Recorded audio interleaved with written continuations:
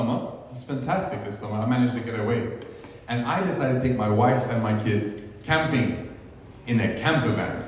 You know, to be outdoors in the UK, fresh air, in the fields, with the cows and the sheep, and no electricity, no water, no toilets, no showers. You would think I could blame my wife, who's English, for this, but it was my dumb idea. Because who wants hotels, right? Who needs that extravagance? Who needs someone carrying your bags to your room? Who needs beds? You know, because sleeping on the ground is apparently better for your back. Who needs room service, you know? And when they fix your beds, you know, they put those little chocolates on your pillows because it's just extra calories. Who needs the mini bars? You know, those lovely like macadamia nuts, which are just exorbitantly priced. They're just too expensive. And who wants breakfast buffets with those poached eggs and mushrooms and onions and bacon and waffles? And it's just no need for it. So I decided to fly, because I have a family, right? And when you have a family, things change. 5-star hotels are replaced with shitty Airbnbs. You know, delivery apps are replaced by me. It's fucked. You know, my son's godfather, I don't know what accent went there, but yeah. Godfather. My son's godfather is amazing. He's like, good-looking guy, long hair, tattoos, has a Rolex and a Porsche. And my son looks up to him. He says, Daddy, why don't you have a Porsche? It's because I spent all my money on your education. And that's why when we flew to England, we flew via Turkey with Sun Express. See you people laughing. Anyone heard of Sun Express? No. Sun Express is the budget airline of a budget airline of another budget airline. The fucking Turkish Airlines. And they collaborated with another budget airline called Lufthansa. Now, you know what happens when the Turkish and the Germans connect? Nothing good.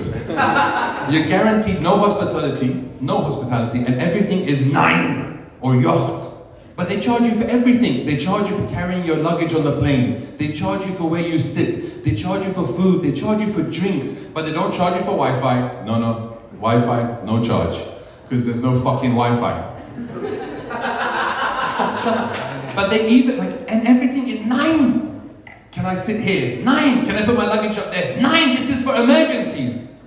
Why does the overhead luggage have to be empty for emergencies? No idea. And they fucked up my food order every single time. But like, don't worry, we'll make it up to you. We'll give you biscuits. Onion-flavored biscuits. Now, no amount of dunking in coffee is going to make those biscuits better. I'm telling you. And then after those biscuits, you need to go to the bathroom. So it's like, can I use the toilet? 9? Why? Because the pilot's inside the toilets. So I'm thinking, who's flying the plane, right? You would think the co-pilot. 9! He was the one that was giving out the biscuits. The pilot has diarrhea now as well.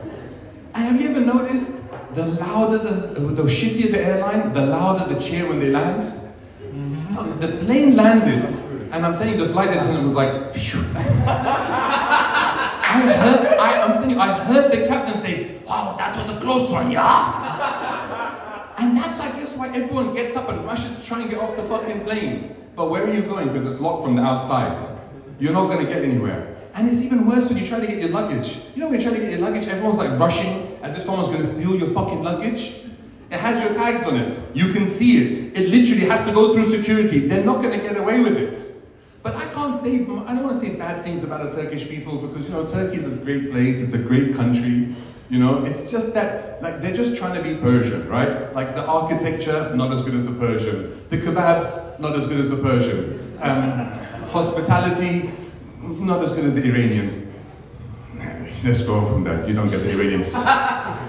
Iranians are not known for their hospitality. I can say that I'm Persian. So the last 2 years, I've lost a lot of weight, right? I've lost like 60 kilos. I thought you'd be more impressed. Because if you think I'm fat now, you should have seen me before. But the people who don't get it, just like you guys, is the Iranians. When I see an Iranian, they look at me and say, Mashallah, Amin, what happened? You lost some weight, looking very good. You lost the belly. But what is your secret? What are you doing? You're doing this fasting intermittently? But you know something? Don't lose any more weight, because if you lose more weight, you will look weak. I said, no, but the doctor says, look, I'm still a bit chubby, I need to lose 30 more kilos for my blood pressure. No, blood pressure? What doctor? This is just bullshit. It's the pharmaceuticals trying to sell you drugs. It's conspiracy. I have a trick for this blood pressure. What you need to do, every morning you have one chai, which is tea, with some honey and saffron. You drink this like my grandfather. He drank it every day. He had 4 wives, 25 children, 75 grandchildren, and he smoked 1 packet of Marlboro a day until he died when the donkey kicked him in his chest. It's very good. But tell me your secret. What are you doing? I said, look, I'm controlling what I eat. I go to the gym 4 times a week, and I'm doing jiu-jitsu. They say, okay, I understand. You're using Ozempic. I said, no, dude. No, I'm going to the gym and I'm doing jiu-jitsu 8 times a week. They're like, I understand. You're homosexual. You're gay. She didn't understand that. So no, I'm not gay. No, I'm not gay at all. Jiu-jitsu, okay? Let me explain to you. I do jiu-jitsu 8 times a week. Men and I, we get together, we get sweaty, we roll around, they choke me, they get on top, and... Listen, I'm not using Ozempic, okay? Because that shit's bullshit. I use Manjaro, it's much more effective. I'll end on this, because, you know, Iranians. And being Iranian was difficult in England, right? Because I grew up there and they used to make fun of me. And they used to call me Ahmad the Arab. Now there's nothing wrong with being Arab, okay? But my name's not Ahmad and I'm not Arab. And I would go home to my dad sad and I'd say, they're calling me an Arab, Baba, and they call me Ahmed. He said, you go to a school and you be proud and you tell them you are Persian. So I would go to school. I say, I'm Persian. They say, fuck off back to India, you Paki. Man, it didn't stop there with these bullies. These bullies used to make fun of me when I was 12 years old, and they used to make fun of me all the time. They'd say, hey, you're gay, you don't have a girlfriend. I said, I'm 12 years old. I go, well, 12 years old, like what the fuck, right? You know? And the worst part was that the bullies were my dad and his friends.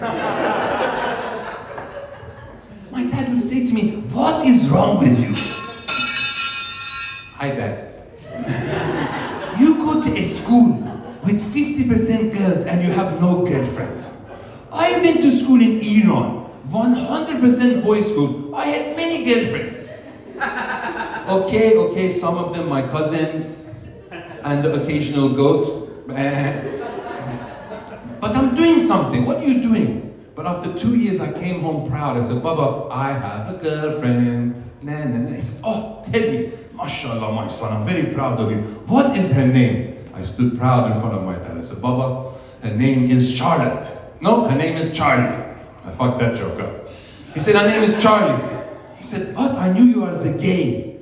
Charlie is a fucking boy's name. I said, no, in England, Baba, Charlie is short for Charlotte. True. He said, no, you homosexual. Charlie is short for Prince Charles. Thank you. This continued, right? Charlie dumped me and I was very sad. He consoled me. He said, what's wrong? You're upset because Prince Charles dumped you? After 30 years, my dad and I, we fucking have a terrible relationship, you know? You see him heckling me from the back. But he called me on Father's Day. He says, hey, happy Father's Day. I was like, happy Father's Day. He said, did you see what happened? I said, no, what happened, Baba? He said, your ex got a promotion. I said, well, I don't understand. He says, the problem with you is you married a personal trainer and after 7 years you're still fat. But if you had been smart and stayed homosexual, you know, the gay, you also would have got a promotion now. Now you would have been the Queen of England with King Charles. Guys, thank you very much. Give it up for your host. Guys, keep it going.